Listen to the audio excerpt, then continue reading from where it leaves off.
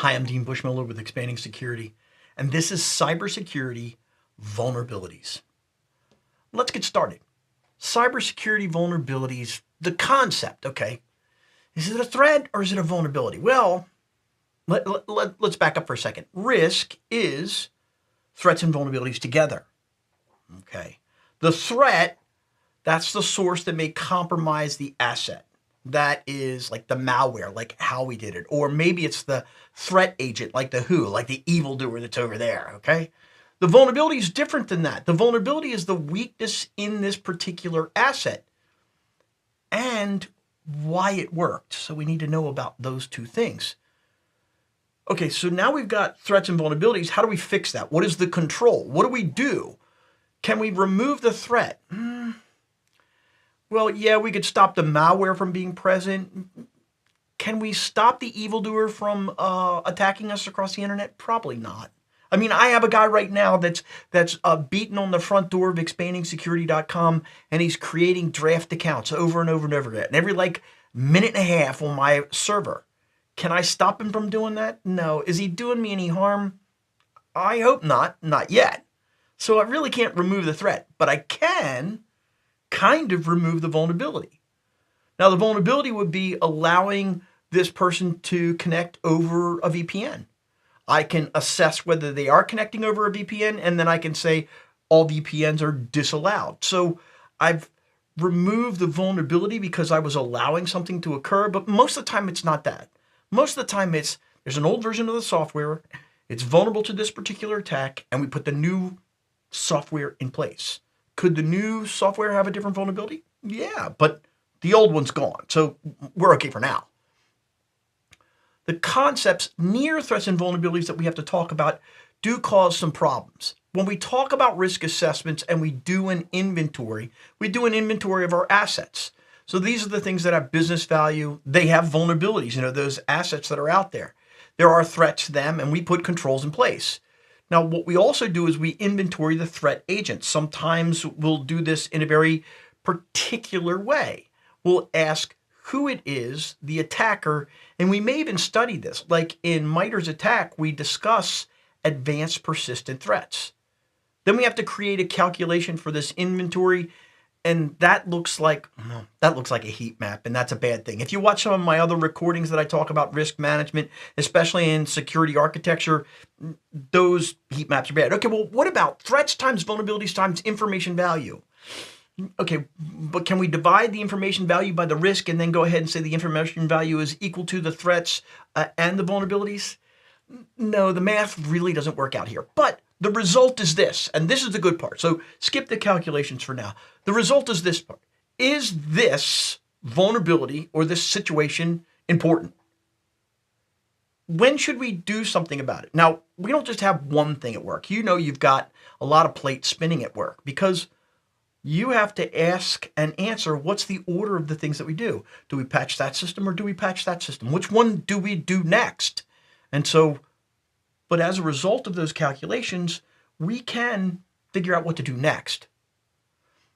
Now, in another set of presentations, I talk about threats and vulnerabilities 1139. It's a really close to this, but it's a little bit different take on it.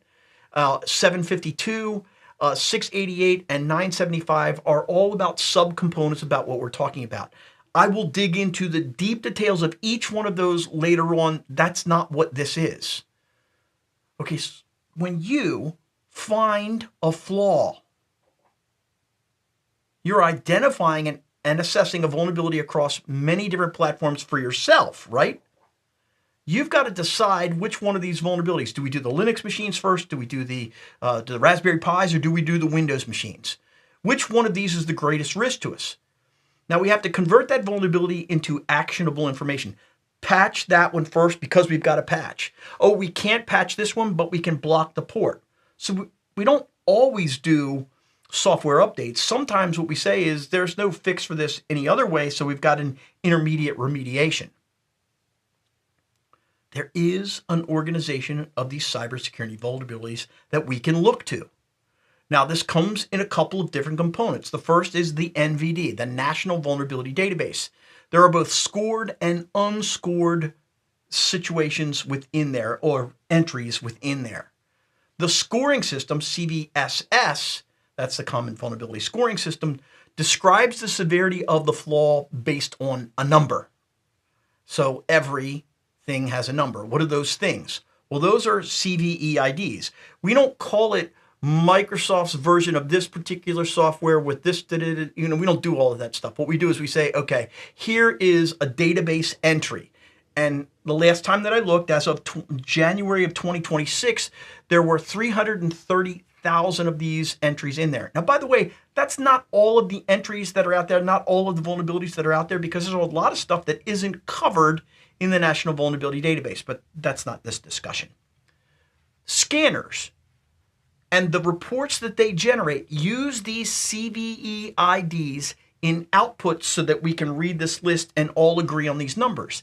If you speak a different language than I do and your scanner is in that language, we can still talk to each other and say, okay, through a translator, we're both going to patch this CVE ID first because it's important to our company, even though we don't speak the same language.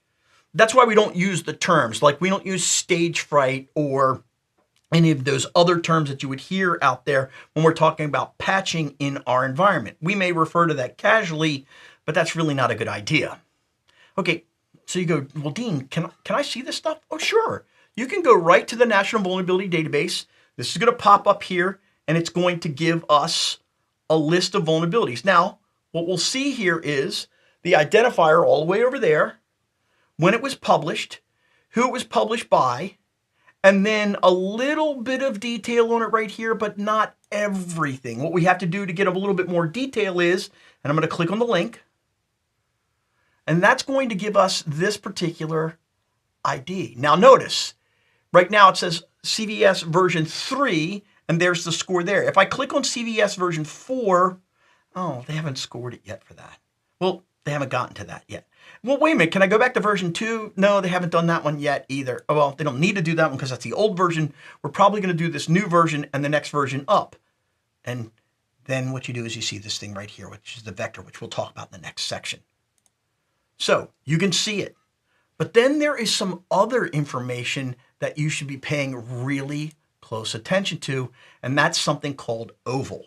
That's the Open Vulnerability and Assessment Language. That standardizes the transfer of information across all the security tools and services.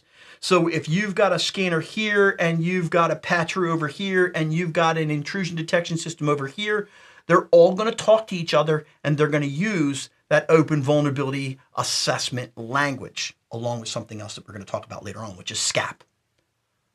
Management goes, okay, how bad is this new vulnerability? And you can go, it's so bad. No, I'm sorry, that's a joke. Okay, can we compare this to the last thing that happened? Hey, we had this thing that was published in the press, and now they've got this thing that's published. Last month, Microsoft came out with some out-of-cycle patches, and this month they're coming out with out-of-cycle patches.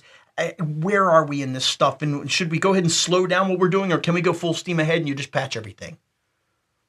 They also want to ask the question, what assets are being affected by this new vulnerability? This is where your dashboard comes into play and it shows them that information. And then generally they'll ask the question and you'll answer the question, how should our priorities change? Should we stop doing this activity? Should we stop patching that thing in favor of patching this thing because our more important assets are there? That requires a context that goes beyond the numbers in the scanner itself. When we look at this purely from a security standpoint, we need to know what identifiers for vulnerabilities we can all agree upon. That's globally, regardless of the language that we speak. There's another problem that we run into that the scoring system takes into account. What happens if this is an in-house application? Now, with some training by your developers internally, they can actually score their own vulnerabilities and you can roll that up into your scoring system. But remember, you're going to have a scoring system that encompasses all of your assets. That scoring system probably is going to have like an agent installed on each one of the hosts, or there needs to be a reporting mechanism that somebody else can go in there and type in an entry and make that available to you. There are very few systems that are like that. The other thing that we may ask is, how can we compare all vulnerabilities to each other historically? How bad has this vendor been at reporting the vulnerabilities and the scores that they've given us, and how much has it cost us in time? Do we need to go back to that vendor and instead of getting the silver level support that's only good for 9 to 5, do we need the gold support that's 24/7 so that we can get the vulnerabilities a little bit earlier on the weekends? The only way we know that is we have to go ahead and look at all the scores and look at them over a long period of time. That is kind of the highest form, the most mature way that we can look at vulnerabilities in our environment. So I hope you'll join me for the entire presentation.